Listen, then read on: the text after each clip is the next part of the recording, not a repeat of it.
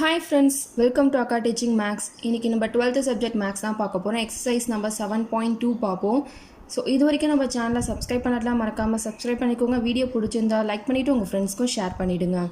So 7.2 பாருங்கள். எப்பயுமே எக்ஸசைஸ்க்கு போகிறதுக்கு முன்னாடி சம் பார்க்குறதுக்கு முன்னாடி என்ன ஃபர்ஸ்ட்டு நம்ம தெளிவாக இருக்கணும்னா எந்தெந்த சம்க்கு என்னென்ன ஃபார்முலாஸ் யூஸ் பண்ணணும், எப்படி கேட்டுருந்தா எந்தெந்த ஃபார்முலாஸ் யூஸ் பண்ணணுன்றதை நம்ம தெளிவாக இருக்கணும்.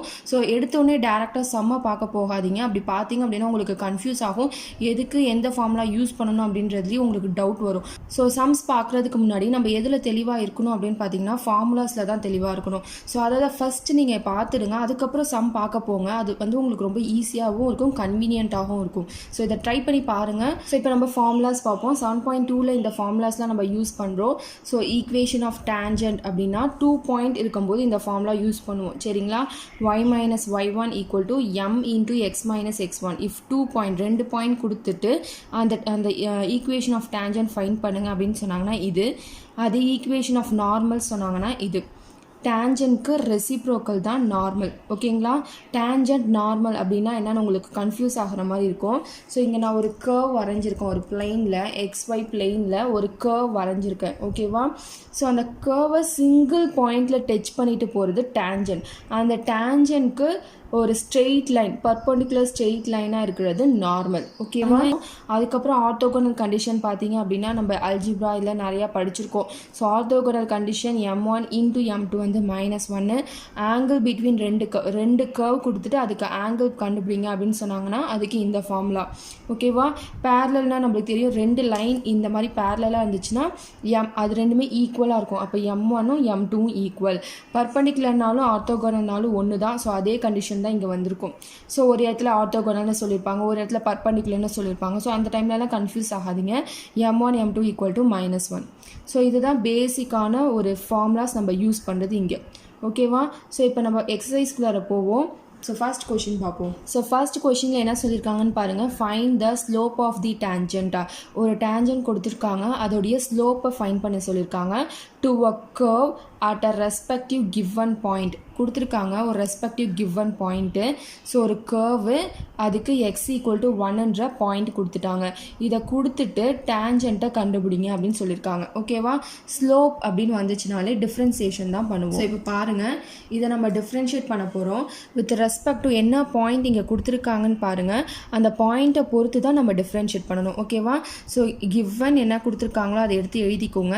இங்கே எக்ஸ்ன்னு கொடுத்துருந்தாங்கன்னா எக்ஸை பொறுத்து டிஃப்ரென்ஷியேட் பண்ணணும். நெக்ஸ்ட் சப்டிவிஷனில் பார்த்தீங்க அப்படின்னா டீன்னு கொடுத்துருப்பாங்க. ஸோ அந்த அப்போ வந்து டீயை பொறுத்து டிஃப்ரென்ஷியேட் பண்ணுவோம், ஓகேவா?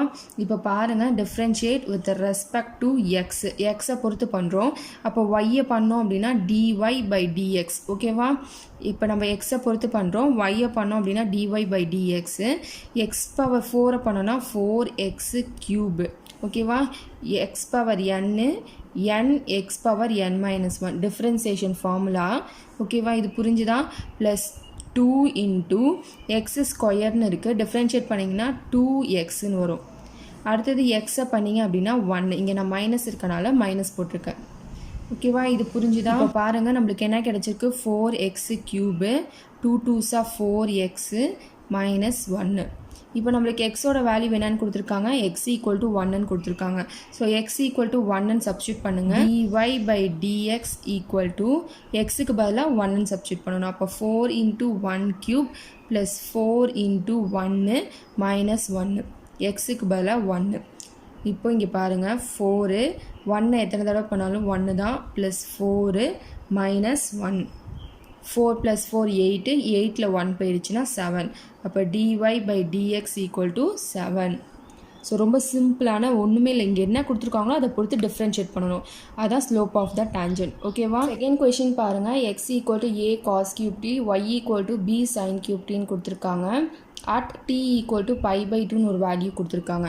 ஸோ இப்போ at அப்படின்னு எந்த வேரியபிள் கொடுக்குறாங்களோ அதை பொறுத்து தான் டிஃப்ரென்ஷியேட் பண்ணணும்னு சொன்னேன். ஸோ இப்போ இந்த ரெண்டு ஈக்குவேஷன் கொடுத்துருக்காங்க. போன சம்மில் பார்த்தீங்க அப்படின்னா ஒரே ஒரு ஈக்குவேஷன் தான் கொடுத்துருப்பாங்க. ஸோ இங்கே ரெண்டு கொடுத்துருக்காங்க தனித்தனியாக. நம்மளுக்கு slope of tangent m equal to என்ன கண்டுபிடிக்கணும், dy/dx, அதான் ஃபார்முலா. எக்ஸை டீயை பொறுத்து பண்ணுவோம்.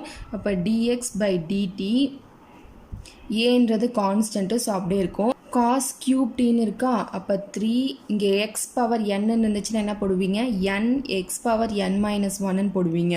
அதே தான் இங்கே எண்ணுக்கு பதிலாக என்ன இருக்குது, 3 இருக்குது. அப்போ 3 எக்ஸுக்கு பதிலாக காசு என் மைனஸ் ஒன்று, 3ல் 1 போயிடுச்சுன்னா 2, அப்போ 2t. ஓகேவா?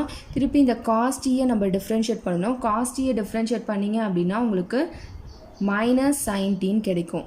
ஓகேவா? எக்ஸை பண்ணிங்க அப்படின்னா உங்களுக்கு இந்த வேல்யூ தான் கிடைக்கும். ஓகேவா? இந்த இதில் கிளியராக இருக்கீங்களா? அடுத்தது பாருங்கள், டிஒய் பை டிடி.